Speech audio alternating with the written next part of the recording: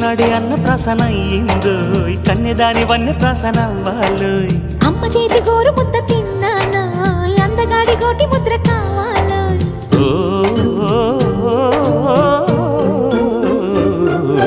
కాస్త నన్ను నువ్వు నిన్ను నేను కోరుకుంటే కోరుకున్న చోట నువ్వు నేను చేరుకుంటే చేరుకున్న చోట ఉన్న దీపం మారుతుంటే ఆరుతున్న వేళ కన్నెకాలు జారుతుంటే